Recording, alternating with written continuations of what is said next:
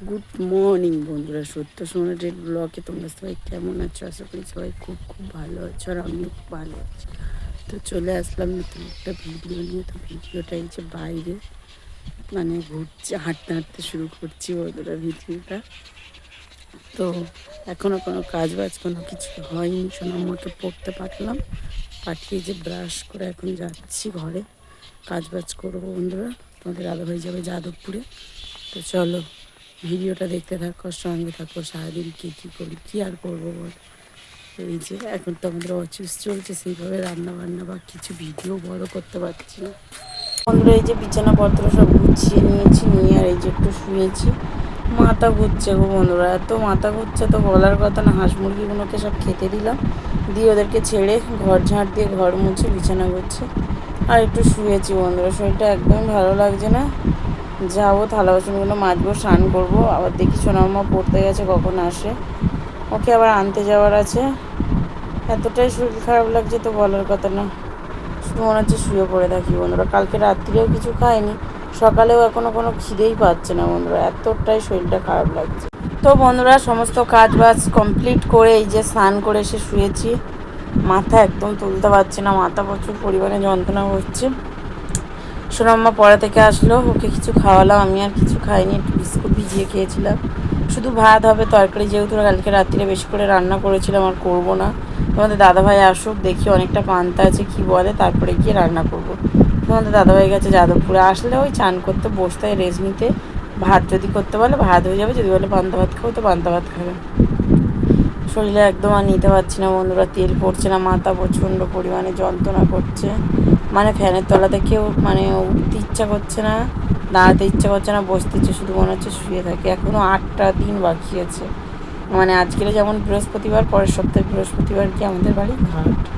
এখনও 8 দিন বন্ধুরা, কত কী করে যে যাবো ভগবান জানে।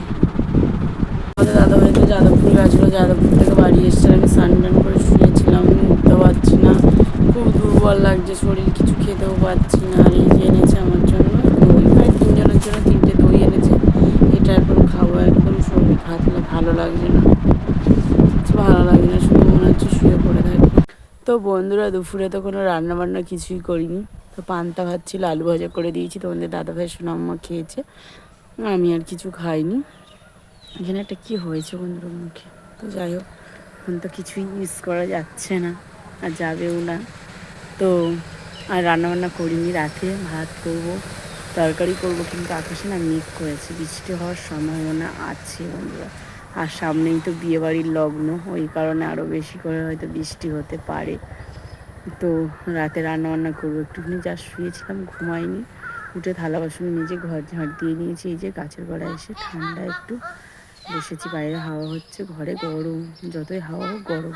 আজকের কী হচ্ছে জানি না, সারাটা দিন আমি উঠতে পারছিলাম না বন্ধুরা, এত পরিমাণে কষ্ট হচ্ছে কি বলবো। চোখ মুখ অন্ধকার হয়ে যাচ্ছে, মাথা ঘুরছে, খেতেও পাচ্ছি না, গা গুলাচ্ছে, গরম থেকে এরকম হচ্ছে, এতটা পরিমাণে শরীরটা দুর্বল লাগছে। তো কিছু করার নেই, হয়ে গেছে। আর 8টা দিন মাত্র হাতে আছে বন্ধুরা, 8 দিনটা কী করে পার করবো সেটাই আমি ভাবছি, এতটা পরিমাণে শরীরটা খারাপ লাগছে। দেখো পুরো মেঘ করেছে, একদম অন্ধকার লাগছে। ফোনটা চার্জে দিয়েছিলাম, তো মেঘ দেখে না ভাত বসিয়ে দিয়েছি বন্ধুরা। বলা যায় না কখন কারেন্ট চলে যায়, কি বৃষ্টি নামে আবার, ওই কারণে এই যে এখন আসলাম রান্নাঘরে, ভাত বসিয়েছি, আলু সিদ্ধ ভাত আর কুমড়ো তরকারিটা গরম করবো। চলো তোমাদেরকে এই দেখছি, আলু সিদ্ধ ভাত বসিয়েছি, এখনো ভাত হয়নি, আর খাওয়ার আগে কুমড়ো তরকারিটা গরম করবো। চলো ততক্ষণ ভাতটা হতে থাক, ফোনটা আরেকবার চার্জে দিয়ে। তো বন্ধুরা তাড়াতাড়ি তো রান্না বান্না করে নিচ্ছে। এই দেখো, দেখতে পাচ্ছ ঝড় উঠেছে এবং বৃষ্টি পড়ছে। এই দেখো বন্ধুরা, ঝড় উঠেছে, দেখতেই পাচ্ছ। তো আমার তো ঘরের সামনে জানলাতে যদি আমি বস্তা টস্তা কিছু যদি না দিই প্লাস্টিক, তাহলে সব ভিজে যাবে, ঘরে জল আসবে এবং ঘরের সামনে দিয়েও জল আসবে, জানলা দিয়েও জল ঢুকবে ঘরে। তো রান্নার ভাতটা হয়ে গেল, আলু সিদ্ধ করেছি, আর খাওয়ার আগে একটু লাইট জ্বালিয়ে, যদিও না কারেন্ট থাকে, গরম করে নিলে হয়ে যাবে। তো যাই হোক, এই দেখো ঝড় উঠেছে, এখন সোনাম্মাকে এখন একটু বই নিয়ে বসাবো বন্ধুরা। কি ভালো লাগছে হাওয়াটা, কারেন্ট চলে গেলে ভালো লাগে না বন্ধুরা। আমার কাছে কথা হলো বৃষ্টি হোক ঝড় হোক, কিন্তু কারেন্ট থাকলে খুব ভালো লাগে বন্ধুরা। বেশ বাইরে ঠান্ডা ঠান্ডা হালকা ফ্যান ছেড়ে দেবো, আমার খুব ভালো লাগে বন্ধুরা।